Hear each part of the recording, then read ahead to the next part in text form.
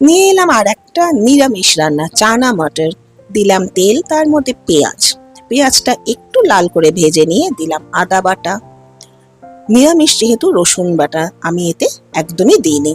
দিলাম জিরে, ধনে, কাঁচা লঙ্কা বাটা, নুন দিলাম, তারপরে দিলাম হলুদ। দিয়ে মশলাটা খুব ভালো করে কষিয়ে নিলাম। এদিকে দেখো প্রেসার কুকারে চানা মটর আমার সিদ্ধ হয়ে গেছে। তার মধ্যে দিলাম একটু অল্প করে টমেটো কেচাপ আর একটু গরম জল। এদিকে মশলাটা কষিয়ে নিয়ে জল দিয়ে মিশিয়ে আমি চানার মধ্যে ঢেলে দিলাম। দিয়ে এবার এটা আমি ঢেকে দেব। ঢেকে দিয়ে যখন ফুটে উঠলো, তার মধ্যে তখন দিচ্ছি আমি একটু রংটা ভালো হওয়ার জন্য কাশ্মীরি মির্চ পাউডার, আর দিলাম ওপরে কসৌটি মেথি পাতা, যাতে ফ্লেভারটা খুব ভালো আসে। তোমাদের আশা করি ভালোই লাগবে, জানিও। নিয়ে এলাম আর একটা নিরামিষ রান্না, চানা মটর। দিলাম তেল, তার